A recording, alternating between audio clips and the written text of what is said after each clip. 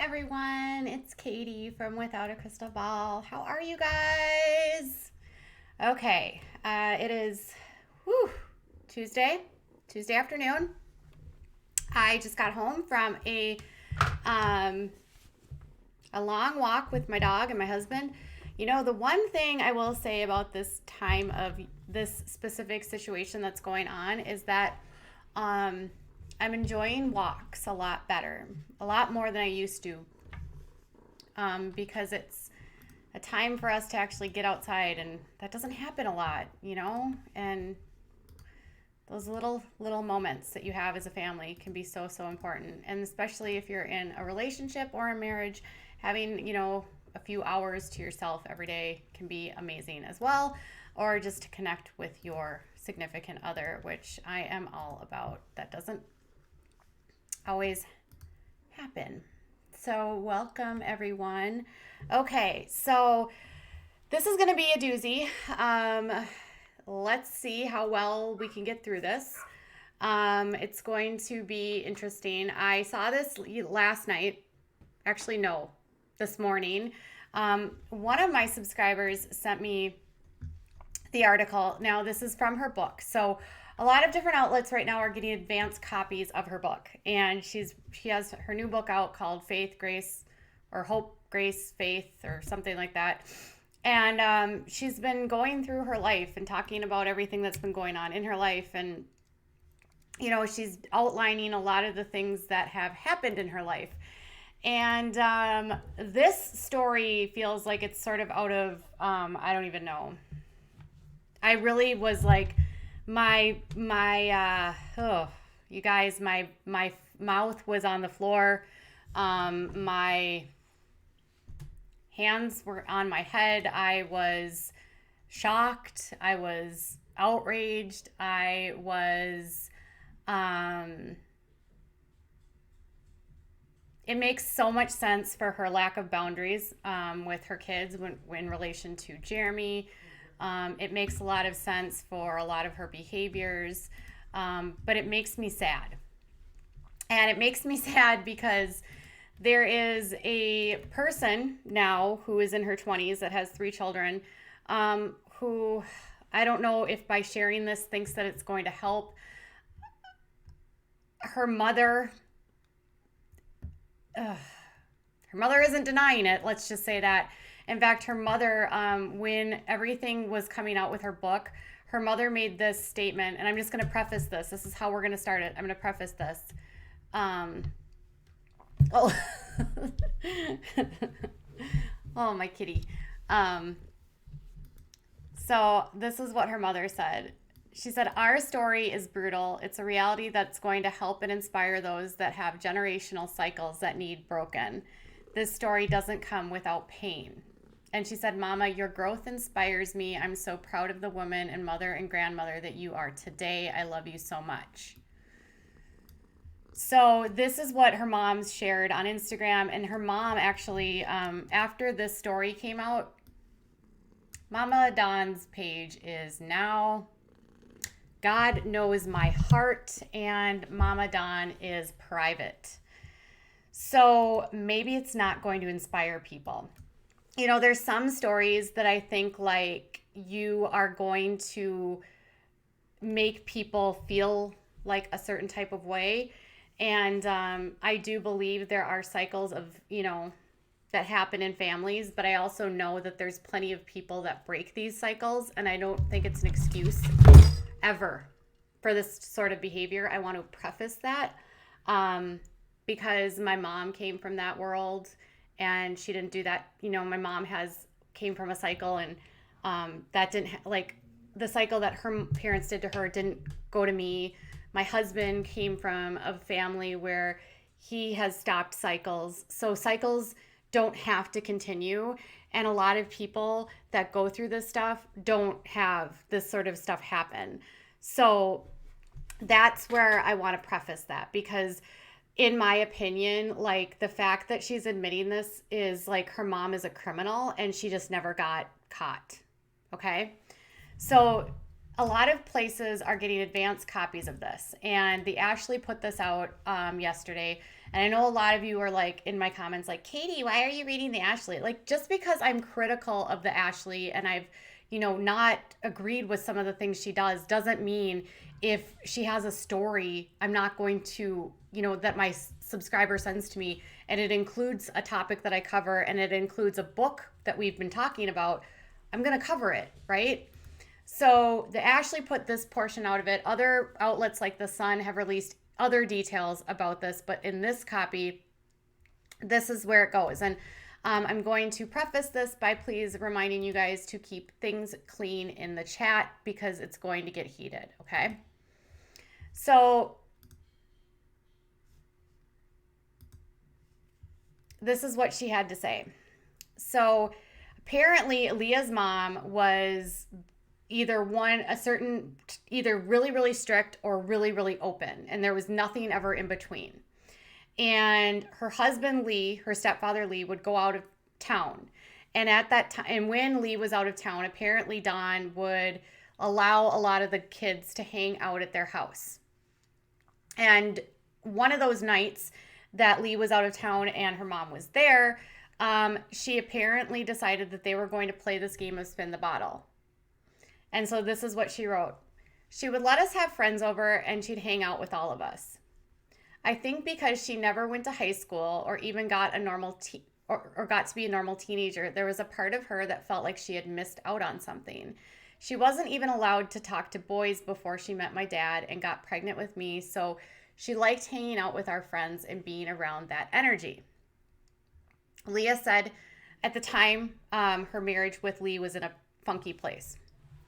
So she said around that time, she and Lee were going through a rough patch. She had started seeing a therapist who had diagnosed her with bipolar, but she wouldn't take her meds, so she was totally unpredictable. 1 second, she'd be flying high, and the next, she'd spiral into a dark place. I think she also just didn't know how to handle having teenage daughters, so she'd either be really strict, like it was embarrassing, or she'd want to hang out and act like she was the young, cool mom, which was also embarrassing. There was no middle ground, and it was always one extreme or the other. On the night this incident occurred, basically what happens is Leah is allowed to have a bunch of friends over, and she's told to invite some boys over. And she has this friend over named Mike, who she knew casually. And he comes over with his younger brother. And she says, we were all sitting around in the living room, talking and hanging out, when my mom came into the room with an empty wine bottle and said, we should play spin the bottle with your mom.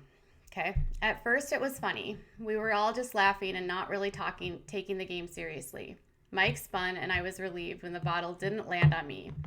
When I spun, it landed on his brother, so I gave him a peck on the cheek and we all laughed. When it was Mike's turn to go again, the bottle landed in an empty space next to me. There was an awkward pause and then he went to spin it again. Then apparently Dawn steps in and she says, before he could, my mom leaned over and pushed the bottle so that it was pointing right to me. I shook my head and said, no way. But she started wrestling with me and telling me I had to do it. I was laughing because I thought she was teasing me, but then she started pushing both of us towards a bedroom I shared with my sister, Victoria. The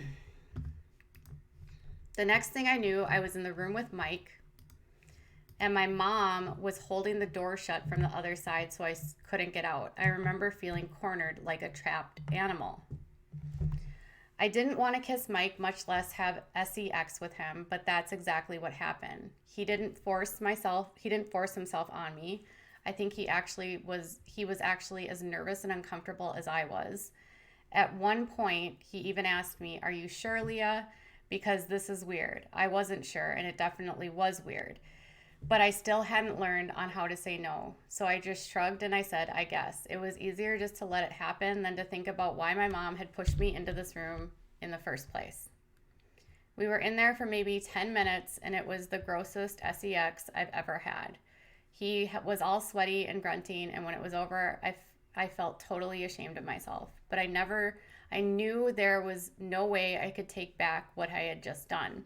coming out of that room was the most humiliating walk of shame.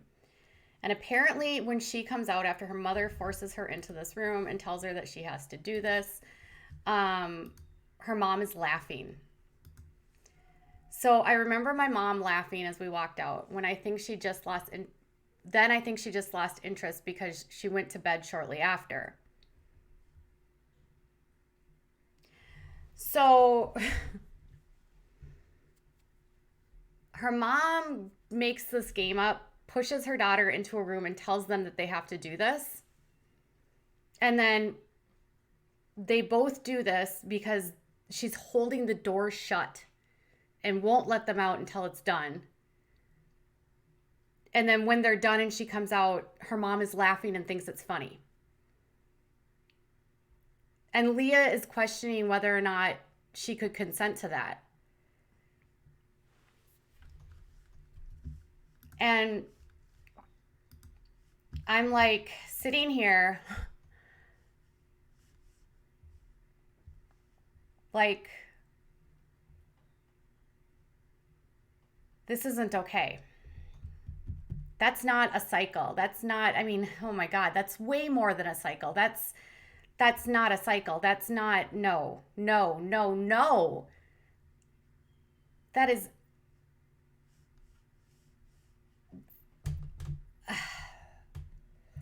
I believe she was in high school. I believe she was around 14 when this happened. So,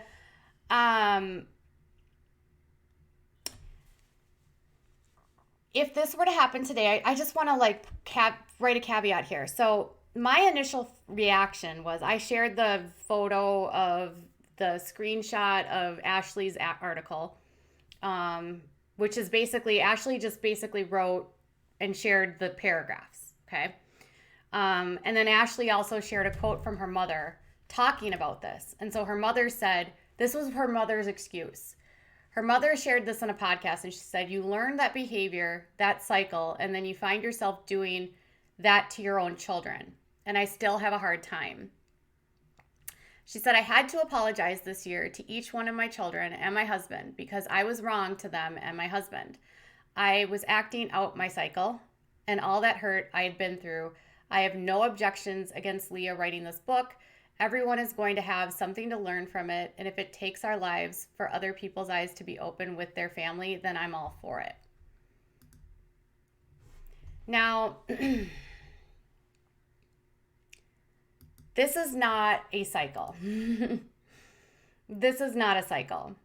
And if she wants to say that this is a cycle, then she's delusional because you don't get to claim that you force your child to doing something like that. You're basically trafficking your child and putting them in a situation where they're forced to do something they don't want to do.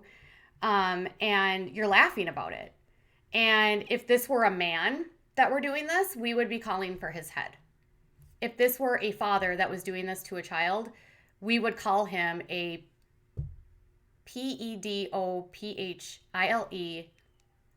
and we would also call him a rapist. And it's force. I mean, she's coercing them. She's basically, she may as well have participated in it. She was the person that said, you have to do this. If a man did this, he would be charged. He would be in jail. And if a mother does it, we're supposed to be like, oh, it was just my cycle. It was just my cycle, you guys. It's just my cycle. And that's not okay. Like, this is not a cycle. It is a cycle, but it's not an excuse. I'm not claiming to be a psychiatrist. Mimi says, it's not an excuse, but it's a cycle. You're not a psychiatrist. Yes, it's awful. It's disgusting, but it's due to her upbringing and mental health problems. No. Because people do these things the thing about this thing is most people that become, I remember, and I will share this openly.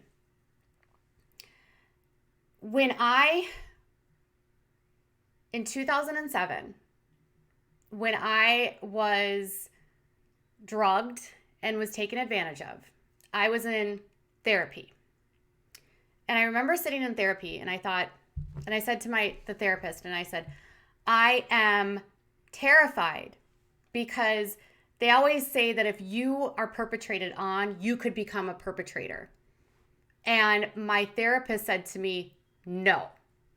She said, the bulk of people that are victims will never victimize, ever. She said, the bulk of people that go through this will never repeat that behavior, and they will do everything to prevent it from happening to anyone that they love. And some people, it will see that, it happened to them and then they will do it, but that doesn't mean that they have a right to do that. So just because it happened to them doesn't mean it's okay, because it's no different than let's talk about R. Kelly. R. Kelly had that happen to him as a child, right? So are we going to say, well, it's part of R. Kelly's cycle. He can't help it. R. Kelly can't help it that he did these things to these girls. So he can help it. And they know it's wrong. And they don't do anything, and they teach people to lie, and they teach people to cover things up. And so if it happened to R. Kelly as a child, and it happened to Leah's mom as a child, that doesn't mean it's an excuse to do these things. And most people that go through this will not go on and do this to other people. She might have illnesses, but that's, again, not an excuse. This is sadistic. This is like, she didn't protect her kids. She didn't do anything to protect her. And then this just makes so much more sense for what Tori says, I don't understand how her mom thinks this could help people. She needs to be arrested. And that was my thought. Her mom needs to be charged. This is illegal, what her mother did. And I'm sitting there going, how? And her mother knew it was wrong. And she had to force it to happen.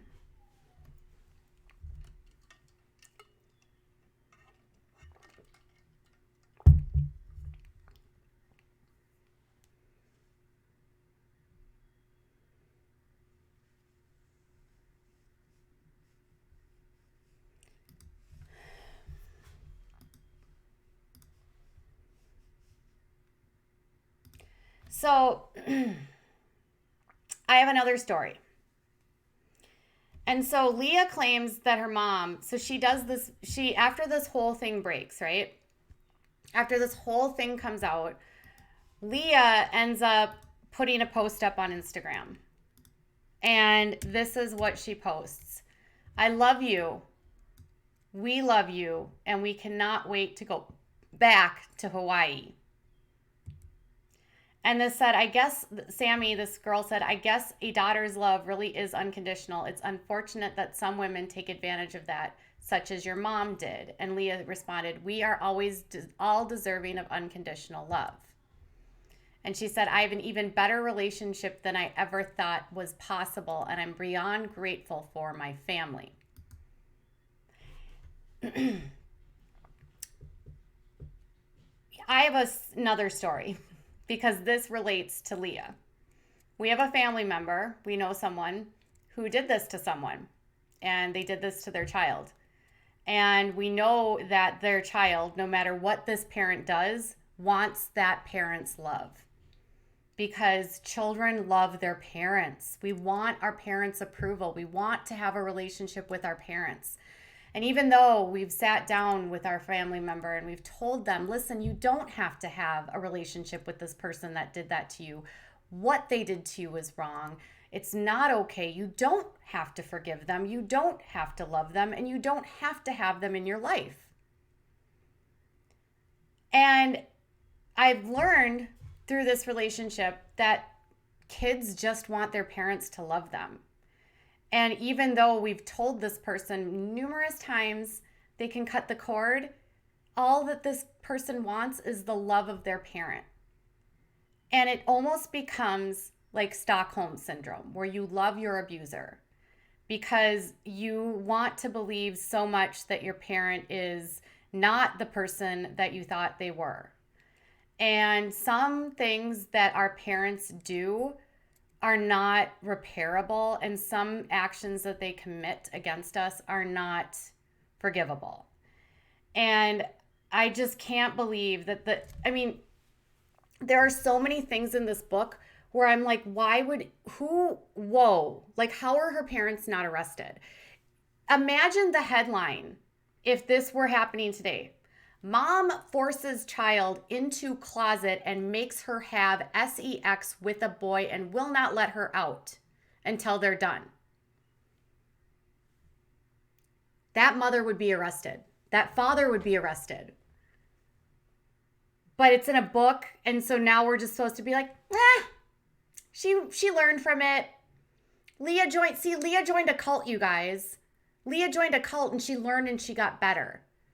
And so this is why Leah joined a cult, you guys. She wants anything in her life to teach her that what she went through isn't okay and that she has a support system. She's going to be vulnerable to this kind of stuff, I think. Like,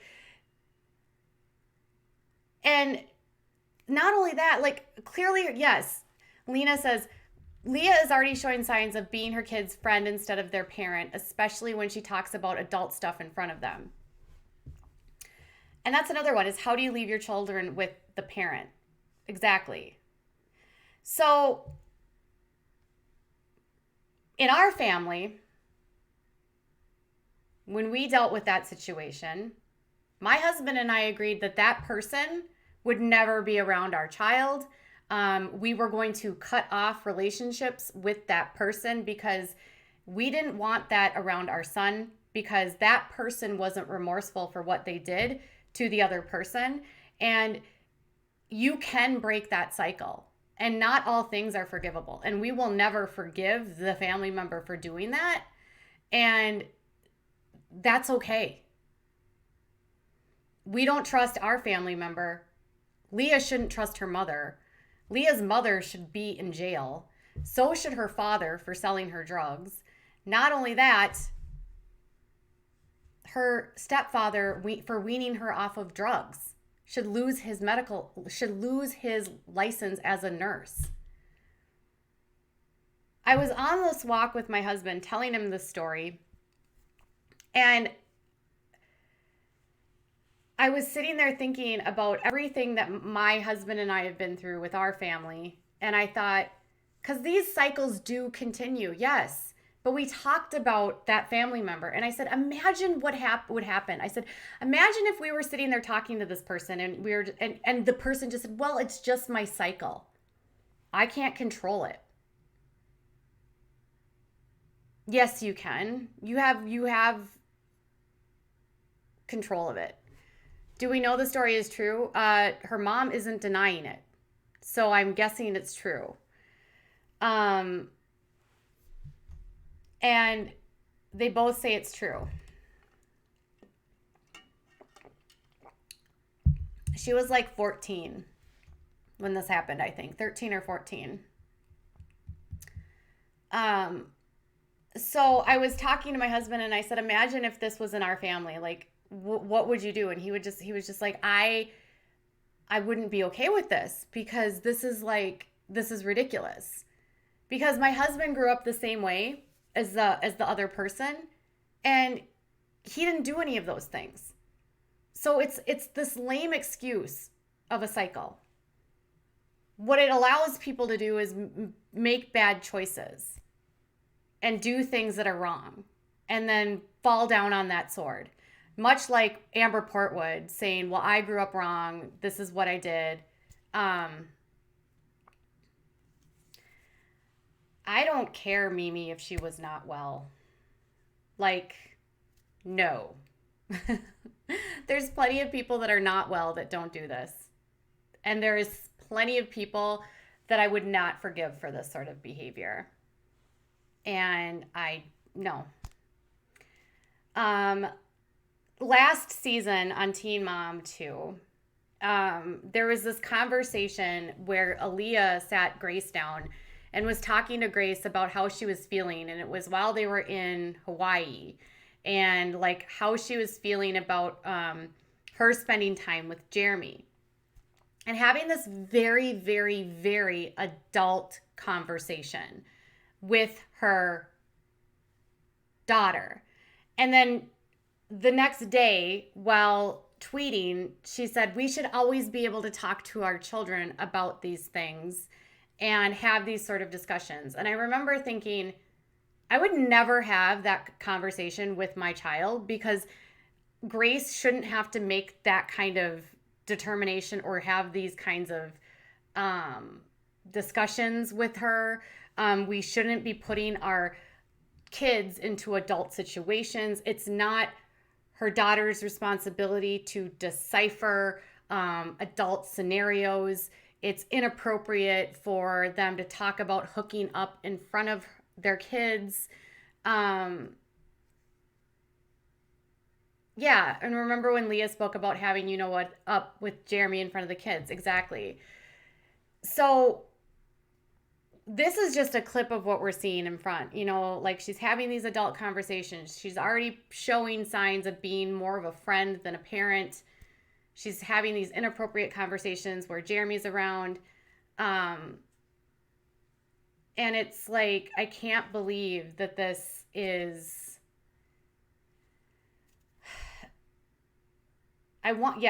Chopper Lily says, I want the best for her. Of course, we always want the best for people.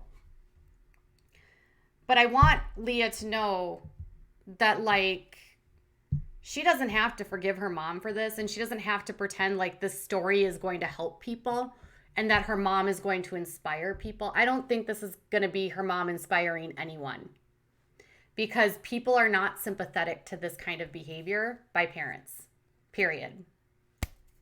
It doesn't matter. There's few things that you can do against. There's a few things that you just cannot be forgiven for by the wider public, and this is one of those things. And this is really disappointing to me. And I really, really, really hope that she seeks help, not just with this cult, but with like true therapists that can help her.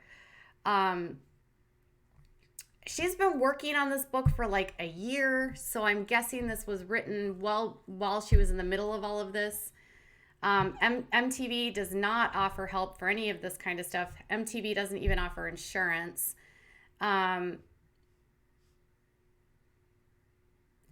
Stacy says it's been over 10 years, so the statute of limitations is up. I am sure that is why she waited so long. Some states will waive that statute for child infractions against children, so I don't know.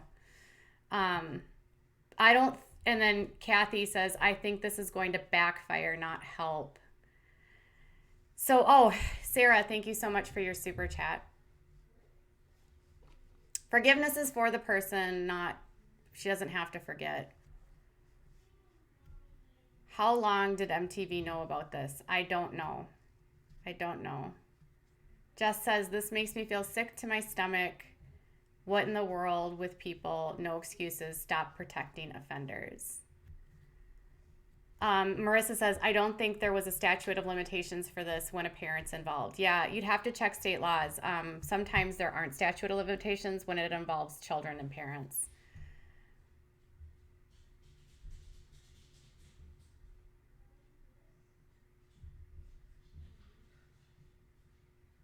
You can forgive people, but that doesn't mean, I don't know.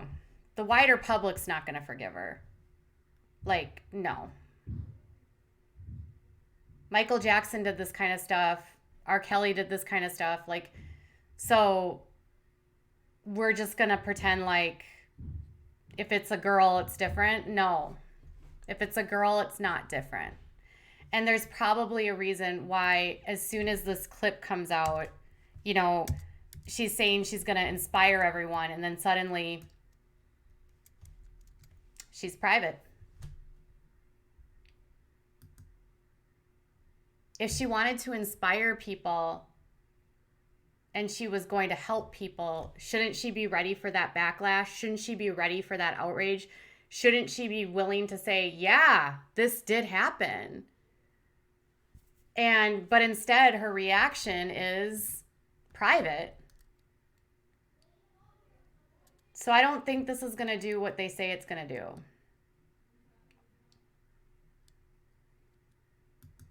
Marissa says, look how well we've forgiven Josh Duggar. Yeah, we haven't.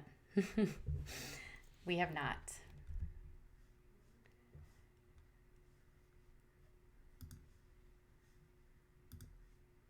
All right, you guys. So that's what I've got. So you can tell me your thoughts. Know that comments will be held because this is going to be a heated conversation. And